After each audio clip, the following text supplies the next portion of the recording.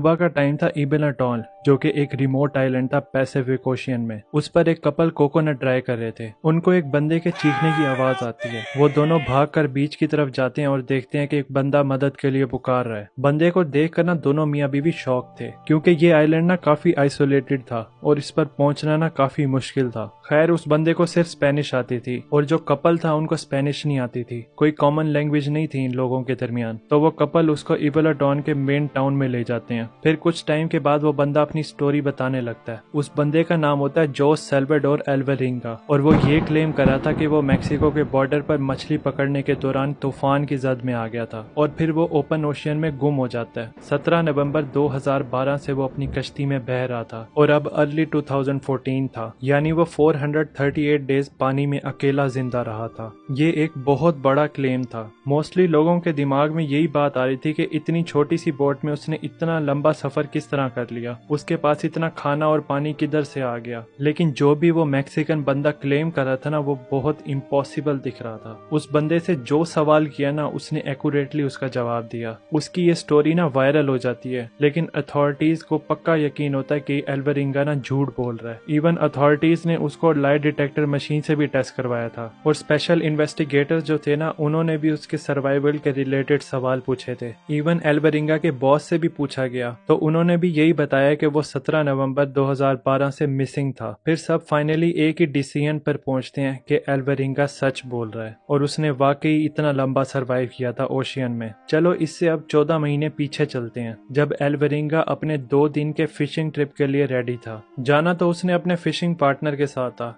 लेकिन last moment पे उसने मना कर दिया। लेकिन उसको दूसरा ट्रैवलिंग पार्टनर मिल जाता है। उसका नाम होता है इज़ेक्वेल कॉर्डोबा और वो 23 साल का होता है। ये दोनों पहली बार एक साथ सफर कर रहे थे और एक दूसरे को इवन अच्छी तरह जानते भी नहीं थे। लेकिन इस सफर में उन दोनों के पास काफी टाइम था एक दूसरे को अच्छी तरह जानने का। उनकी ये जर्नी शुरू होती है बड़ी परफेक्ट स्टार्ट के साथ। वो लोग 5 किलो तक मछलियां पकड़ लेते हैं, लेकिन फिर मौसम तब्दील हो जाता है। फिर जिधर वो फिशिंग कर रहे होते हैं ना, वहाँ पर एक खौफनाक सा तूफान आ जाता है। बड़ी बड़ी लहरें जो है ना, वो उनकी बोट से टकरा रही होती हैं। पानी के इर्द गिर्द ना काफी सारी मछलियां जो थी ना, वो उछल रही थी और वो उछल के ना इनकी बोट में आ रही थी, जिसकी वजह से बोट के अंदर ना वेट काफी ज्यादा हो जाता है और बोट का वैसे ही बैलेंस आउट हो रहा होता है। फिर वो ना बड़ा डिफिकल्ट डिसीजन लेते हैं। वो ये होता है कि जितनी भी मछलियां उन्होंने पकड़ ली है ना, उन सबको पानी में वो फेंक देते हैं। लेकिन आगे जो उनके साथ होने वाला था ना, आई एम श्योर ये मछली फेंकने वाला डिसीजन जो था ना, उस पे उनको काफी अरसे तक पछतावा होता रहा होगा। खैर, वो तूफान जो होता है ना, वो 5 दिन तक कंटिन्यू रहता है, जिसकी वजह से बोट का इंजन जो होता है ना, वो खराब हो जाता है और जो सारी इलेक्ट्रॉनिक इक्विपमेंट्स कम्युनिकेशन के लिए जो उनके पास होती हैं, वो सारी की सारी डेड हो जाती हैं। बहुत ही बड़ा ना सर्च ऑपरेशन लॉन्च होता है इन दोनों को ढूंढने के लिए, लेकिन बहुत ही मुश्किल था, क्योंकि छोटी सी इनकी बोट थी ना, इनके पास कोई लाइट थी और उसको देखना तो इम्पॉसिबल था इसके साइज की वजह से।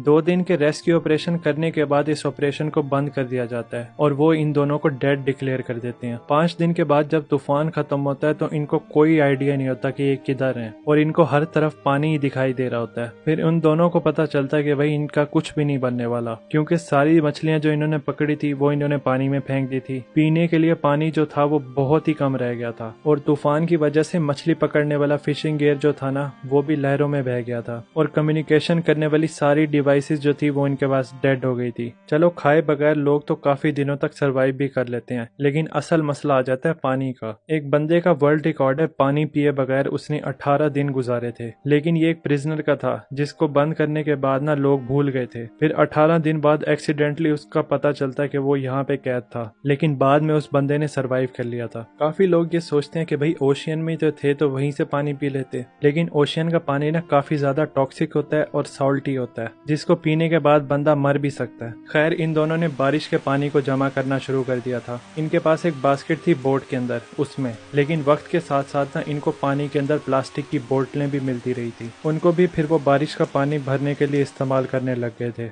पानी का तो इससे इंतजाम हो जाता था, लेकिन असल मसला आ जाता था खाने का, क्योंकि मछली पकड़ने के लिए कोई भी गियर नहीं था उनके पास। लेकिन फिर उन्होंने ना एक तरीका अपनाया। अपने हाथों को पानी में डाल लेते थे और फिर जैसे ही मछली उसके बीच से गुजरती थी ना, उसको फौरन पकड़ लेते थे। मछली के साथ साथ वो सी बर्ड्स और कछुओं को भी पकड़ कर खाया करते थे और उनका खून भी पिया करते थे। फिर उनके साथ ना एक और बड़ी ट्रेजेडी हो जाती है। एल्वेरिंगा का साथी कॉर्डोबो जो है ना, वो एक दिन सी बर्ड को खा रहा होता है, तो अचानक ना वो बहुत ज्यादा बीमार हो जाता है क्योंकि जो सी बर्ड उसने खाया था ना उसके पेट के अंदर ना जहरीला सांप मरा हुआ था। कॉर्डोबा जो है ना वो सरवाइव तो कर जाता है लेकिन फिर वो वैसा नहीं रहता। कुछ दिनों बाद ना वो बिल्कुल ही खाना छोड़ देता है। कमजोरी की वजह से उसकी ना हालत बहुत ज्यादा खराब हो जाती है और 4 महीने की जर्नी के बाद कॉर्डोबा जो है ना वो मर जाता है। एल्वरिंगा जो है ना वो बहुत ज्यादा डिप्रेस हो जाता है क्योंकि 4 महीने की जर्नी में उसका कॉर्डोबा के साथ बहुत अच्छा बॉन्ड बन जाता है। कॉर्डोबा की मौत से ना सिर्फ उसने अपना दोस्त खोया था बल्कि ह्यूमैनिटी से उसने अपना आखिरी लिंक भी खो दिया था। अब एल्वरिंगा के पास एक और मुसीबत थी खाने पीने के अलावा, वो थी लोनलीनेस। पहले तो एल्वरिंगा ने इसको मानने से इनकार कर दिया कि उसका दोस्त मर गया है। उसने अपने दोस्त की बॉडी को ना कश्ती में ही रखा और उससे बातें भी करता रहा जैसे कि वो जिंदा हो। लेकिन 6 दिन के बाद ना उसको रियलाइज होता है कि वो पागलों वाली हरकतें कर रहा है। उन दोनों के दरमियान ना एग्रीमेंट होता है कि जो भी उन दोनों में से पहले मरेगा ना तो दूसरा बंदा उसकी बॉडी को नहीं खाएगा। तो एल्वरिंगा ना उसकी बॉडी को पानी में फेंक देता है। जाहिर है ओशियन जो है वो पूरी तरह खाली नहीं होता। एल्वरिंगा ने काफी दफा शिप्स को गुजरते हुए देखा था। मोस्टली उनमें कंटेनर शिप्स थी